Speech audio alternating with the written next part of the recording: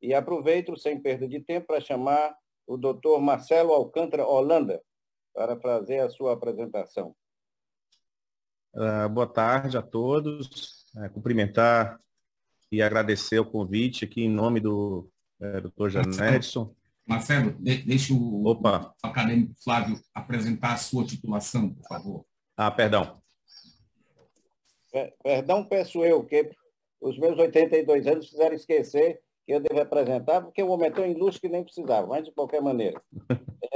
O Marcelo é superintendente da Escola de Saúde Pública do Estado do Ceará, é médico pneumologista e intensivista, é professor associado de medicina da Universidade Federal do Ceará, é idealizador da plataforma X-Lang para ensino de volume VM, idealizador do capacete Elmo para suporte respiratório. Com a palavra, doutor Marcelo. Perdão.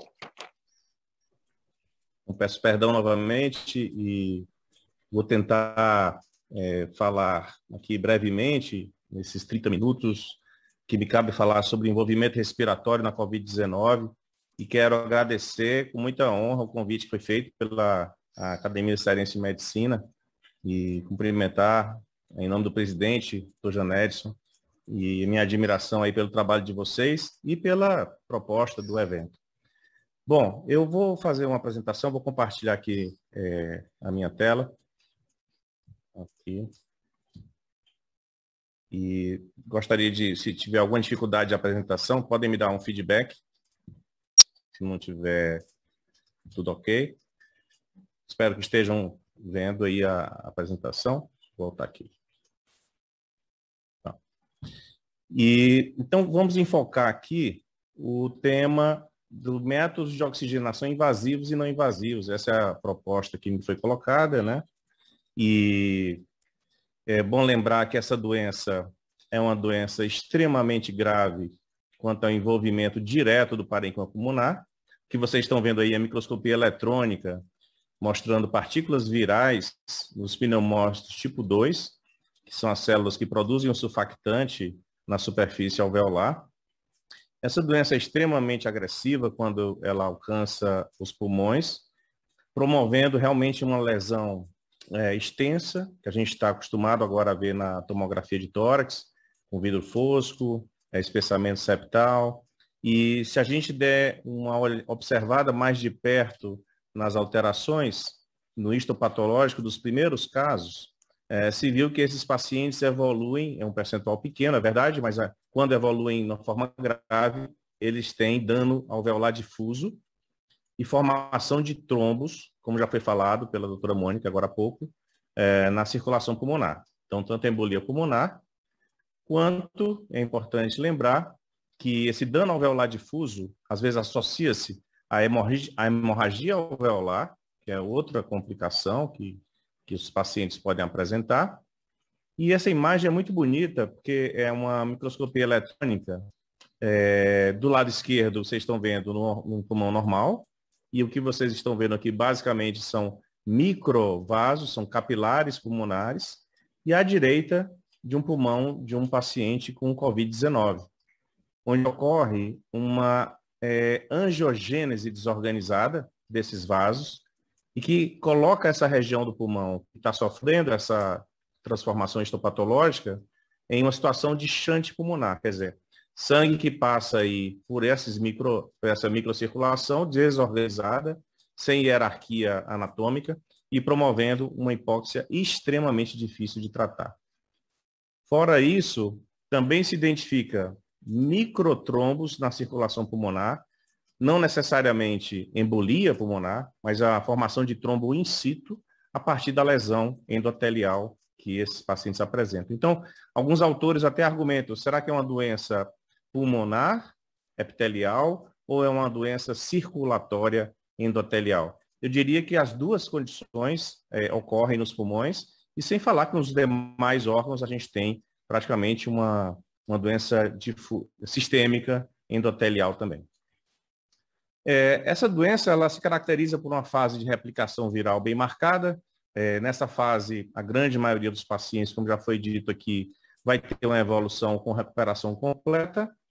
com, sem ou apesar de qualquer tratamento. Então, é muito importante ter isso em mente para a gente não ter uma expectativa errônea em relação à evolução dos pacientes, principalmente quando começamos o acompanhamento, muitas vezes até por via remota, né? Como a gente tem feito, monitorizando esse paciente com sintomas de saturação. Porém, um grupo de pacientes vai ter uma exacerbação de resposta imune, resposta inflamatória às vezes exuberante, já comentamos sobre a coagulação também aumentada.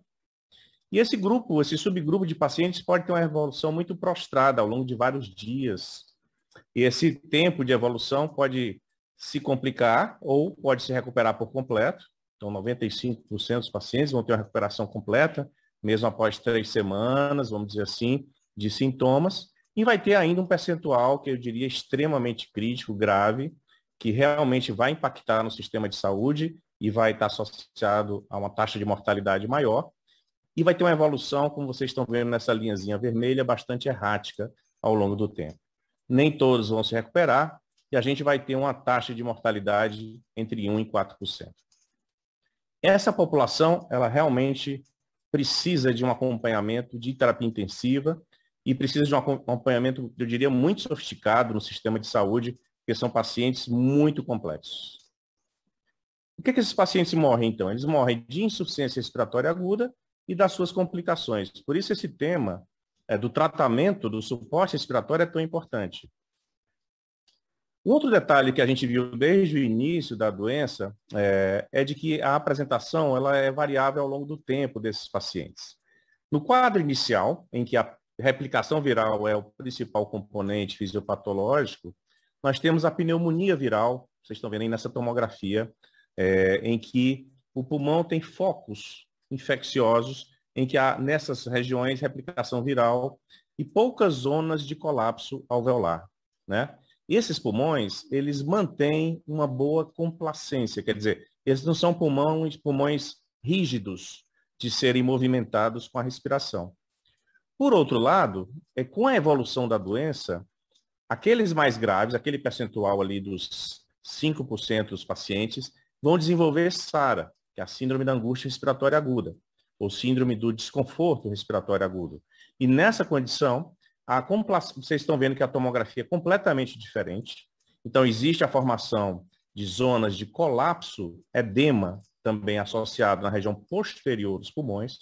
Isso produz uma redução da complacência, o pulmão fica rígido, há uma dispneia brutal no paciente, e esses pacientes, infelizmente, grande maioria deles vai precisar de algum suporte ventilatório. Do contrário, eles podem realmente ir a óbito. E é interessante que quem sabe qual é o paciente que vai evoluir com essa ou outra característica, a gente simplesmente não tem bola de cristal para saber qual é o paciente que vai, numa fase inicial, caminhar para uma fase de SARA, né? O que se sabe é que a gente tem que ter muito cuidado no acompanhamento desses pacientes, porque a hipoxemia pode ser silenciosa, isto é, sem sintoma. Eu acho que um dos grandes ganhos da Covid-19 é que a população aprendeu o que é uma oximetria de pulso. Todos nós agora temos um oxímetro em casa, virou igual termômetro. Isso é muito importante. Por quê? Alguns pacientes, como por exemplo, aqui tem ilustrado a fome de ar, que é a dispneia, e a relação com o oxigênio no sangue. Alguns pacientes vão ter uma redução gradual da oxigenação, como esse vermelho, e à medida que já chega num PO2 aí já de 80, 70, já começa a ter dispneia. Esse paciente é bom, porque ele nos avisa que ele está com algum problema na oxigenação. Já esse paciente azul, essa linha azul que vem até aqui, esse paciente vai aguardar muito tempo para PO2 ficar abaixo de 60, atingir 40 para começar a ter dispneia. E esse paciente é perigoso, porque ele não vai dar um alarme de que a gente precisa intervir, né, nesse paciente e evitar uma hipoxemia mais grave. Então, isso acontece muito na Covid-19. Alguns usam o termo happy hipoxemia, quer dizer, hipoxemia feliz.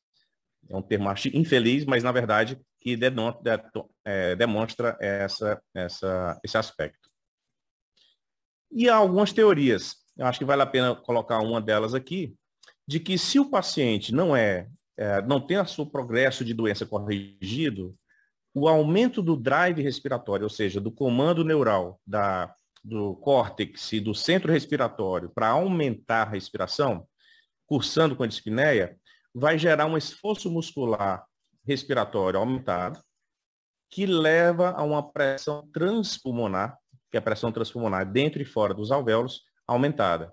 Essa pressão transpulmonar gera um estímulo mecânico adicional ao processo inflamatório.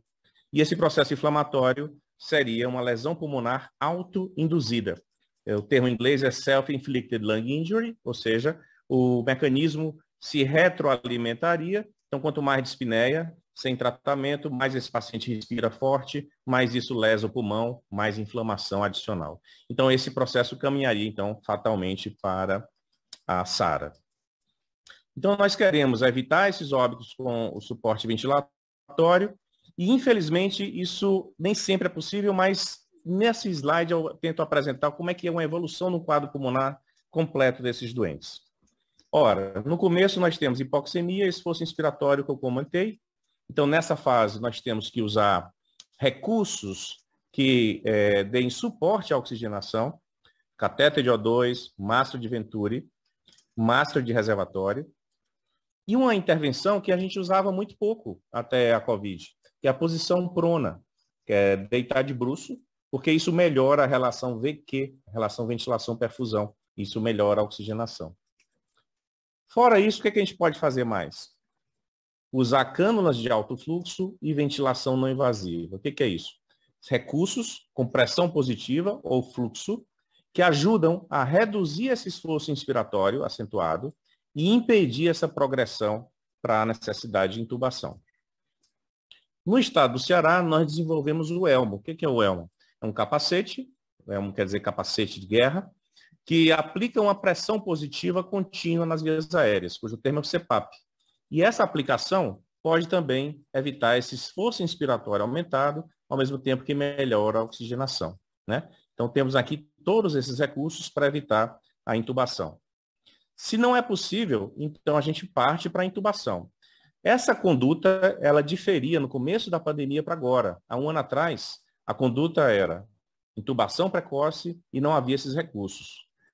Agora, a gente fala mais uma intubação oportuna, quer dizer, no momento certo, na hora certa. E essa intubação ela vai ser necessária se o paciente não responde a essas medidas não invasivas. Aí, há vários recursos no paciente intubado, né? Que são recursos do paciente que está invadido. A posição prona, novamente, como um recurso fundamental. Todas as UTIs do Brasil, praticamente agora, aprenderam a pronar o paciente intubado. E também, essa evolução do paciente é bastante difícil, porque ele pode ter complicações como ao longo da evolução, pelo fato de estar entubado, de pneumonia, tromboembolismo pulmonar, barotrauma, tem sido visto muito pneumomediastino nesses pacientes. Na evolução, delírio, por vários motivos, ou porque ele tem sepsis, ou porque ele está usando corticoide de dose alta, ou porque ele está na UTI simplesmente, e um desmame, às vezes, muito difícil em alguns casos. Então, essa é a ilustração, é a visão geral do quadro do paciente com COVID. O que mais? Vamos lá. Vou passar aqui a apresentação. Quais são os erros mais frequentes? A gente marca aqui 7 erros que a gente deve evitar nesses pacientes. Primeiro erro, uso inadequado de oxigênio terapia no início. Uma intubação, como eu falei, no momento inoportuno, exageradamente precoce ou tardia. A falha em implementar uma ventilação chamada protetora. O que é a ventilação protetora? É você limitar o uso do volume corrente, ou seja, da quantidade de ar que você coloca dentro do pulmão. Então, se você quer proteger esse pulmão da lesão mecânica, você deve dar um volume corrente que é proporcional ao tamanho do pulmão do paciente. Um quarto erro seria a falha em pronar o paciente, colocar em decúbito prono, no momento adequado. Um quinto erro aqui seria não considerar ECMO. O que seria a ECMO? A ECMO é o uso do recurso extremo, que até o ator Paulo Gustavo teve internado e ficou em ECMO, né? Ele ficou em oxigenação de membrana extracorpórea, que é você pegar, canular uma veia femoral, por exemplo, e canular uma veia jugular e passar esse sangue numa circulação extracorpórea para oxigenar e remover gás carbônico em casos extremos. E, infelizmente, isso aconteceu bastante nos pacientes com COVID. E existe um momento de você indicar esse procedimento, e existe toda uma técnica muito especializada para conduzir isso com segurança. E aí, outros erros, o 6 e o 7. O 6 é bem técnico mesmo, da área de ventilação mecânica, é não reconhecer e tratar assincronias, que são problemas de briga paciente-ventilador. E o 7º é ter pressa no desmame. Vocês devem ter ouvido falar em muitos pacientes que ficaram 30, 45, até 60 dias em UTI. Isso acontece. Então, a gente precisa ter em mente que a doença é extremamente grave e que, em alguns casos, eu vou ter um período longo de recuperação desse pulmão que pode ficar realmente muito, muito lesado. Muito bem. E o que a gente pode fazer, o que a gente fez aqui no Ceará de diferente? A gente inventou esse dispositivo. Esse é uma fotografia do protótipo do Elmo, foi no laboratório do Senai, enquanto a gente testava em voluntários. Essa é a fisioterapeuta Juliana Arcanjo, ela deu permissão para mostrar essa foto. Isso foi feito em laboratório, depois testado em pacientes e proporcionou uma possibilidade de respiração confortável. Acreditem, não é claustrofóbico o uso do Elmo, e evitando que o paciente vá escalonando na dose de oxigênio progressivamente ao longo do tempo. Então, isso possibilita a aplicação de pressões de 10, 12 centímetros de água na via aérea do paciente, sem nenhum contato com a face do paciente. Alguns brincam assim, um astronauta na enfermaria. Exatamente, parece um astronauta, e aí ficam esses pacientes usando o dispositivo, né? Para se ter uma ideia da magnitude disso no Ceará, a gente já tem dados não oficiais, mas de pelo menos 3.000 pacientes que teriam usado esse tipo de recurso. Eu vou pausar um pouquinho aqui o PowerPoint para mostrar para vocês uma outra parte da apresentação, essa parte mais segunda, onde eu quero mostrar o protocolo que nós temos oficial da Secretaria de Saúde do Estado. Então, só mudando aqui a tela, um instantinho. Ver aqui. Ok. E aí eu quero mostrar para vocês o que oficialmente o Estado do Ceará produziu, e aí eu coloco aqui para vocês, isso está à disposição de vocês no aplicativo ISUS, que é um aplicativo feito pela Escola de Saúde Pública para a saúde em geral e tem o manejo da Covid. E esse é o quadro principal que eu queria trazer para vocês, é o quadro 1. É o quadro do paciente suspeito ou confirmado com infecção pela Covid-19. E vejam que, bem prático aqui, nessa parte final da apresentação, a gente tem que se guiar pela saturação inicial de oxigênio, por exemplo, e o nosso cutoff aqui no Ceará é de 92%. O Ministério da Saúde está trabalhando com um limiar de 90%, que eu sei, mas o nosso cutoff de limiar seguro para indicar ou não oxigenoterapia é 92%. É o que a gente faz na prática, por exemplo, acompanhando pacientes em telemedicina. Lembrando que em gestantes a gente tem um limiar mais seguro de 95%, nosso protocolo prevê isso. E se o paciente tem, ao longo da evolução dele, essa saturação acima desse limiar, não haveria indicação nenhuma de oxigenoterapia. Isso é muito importante, sobretudo num sistema que até faltou oxigênio no Brasil, né? Em algumas situações. Então, muito importante saber titular bem isso na indicação. E nos casos, aí sim, nos casos em que a saturação está abaixo de 92% ou abaixo de 85%, que é muito grave, aí sim eu já tenho que partir para a oxigenoterapia de duas maneiras. Basicamente, o catéter nasal CO2 tradicional, tipo óculos, estando com 3 litros por minuto, ou a máscara de reservatório, que é um recurso que também entrou bem forte agora nas nossas emergências por causa da Covid. Essa máscara de reservatório, ela tem uma membrana que evita a reinalação de CO2 e permite titular FO2 de 60% a 95%, dependendo do fluxo que você coloca nessa máscara. Então, ela é extremamente eficaz em ofertar uma quantidade de oxigênio para os pacientes com maior hipoxemia, né? E sempre o nosso protocolo vai estar previsto lá, protocolo que se o paciente tem sinais claros de fadiga ou risco iminente de parada respiratória, eu vou partir para a intubação traqueal. Feita essa primeira administração, tem uma segunda etapa desse quadro, que é bem simples também, onde eu avalio a resposta, se o paciente tem uma boa resposta ou não. Então, vamos lá. Eu avalio a resposta à oxigenoterapia. Se tem uma boa resposta, seria verde aqui da esquerda, eu vou manter o paciente em observação. Se ele tem uma má resposta, que seria o laranja ou vermelho, ou o preto, eu vou considerar esse paciente para uma UTI e vou considerar a intubação. Se seria uma má resposta, eu não consigo atingir metas de oxigenação. Eu não consigo manter a saturação acima de 92% e o paciente começa a ter dispneia, a frequência respiratória acima de 30, por exemplo.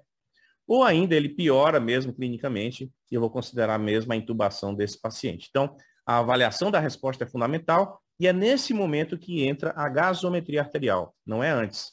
É já usando oxigênio, você faz a gasometria arterial e verifica o outro parâmetro além da hipóxia, que é o PCO2.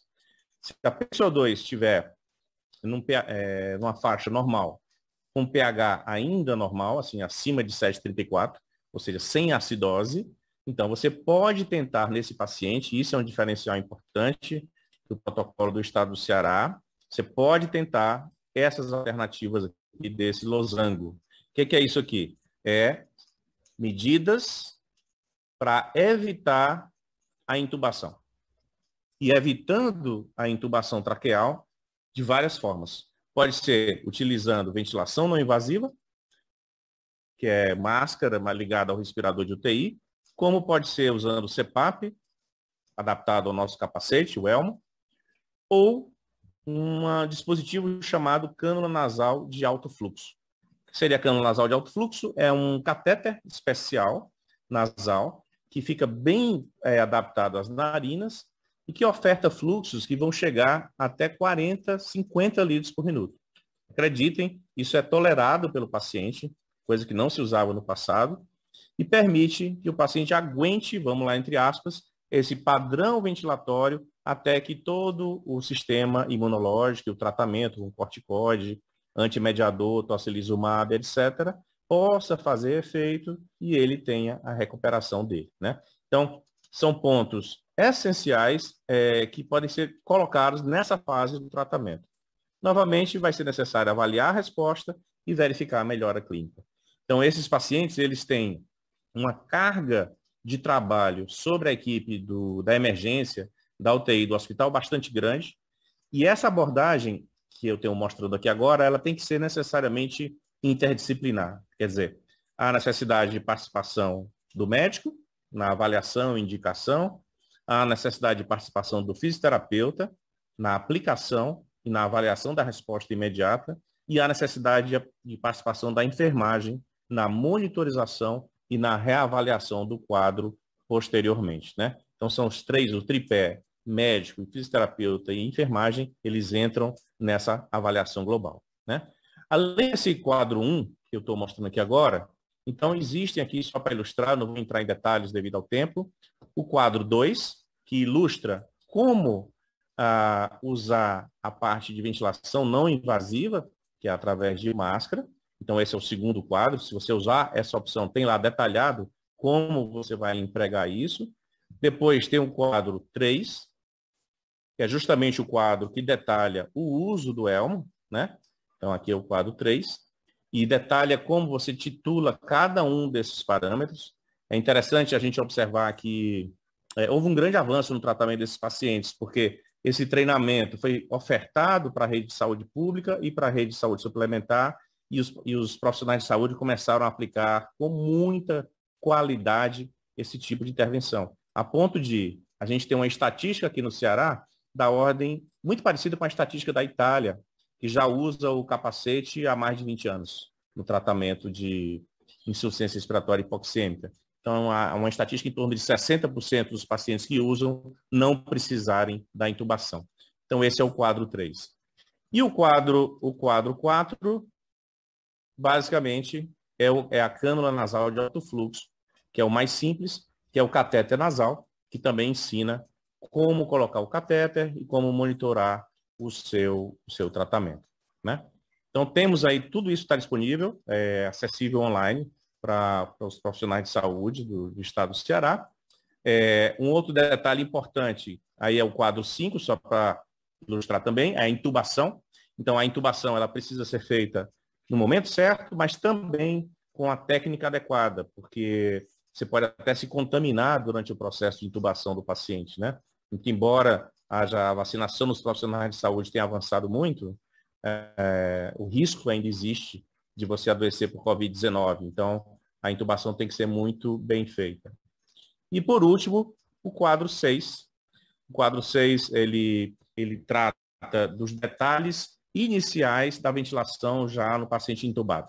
Então, se ele foi intubado, e aí eu preciso fazer um ajuste fino, porque se provou, e aí a estatística é triste nessa área no Brasil, a gente tem uma taxa de mortalidade na primeira onda de 80% dos pacientes que foram intubados.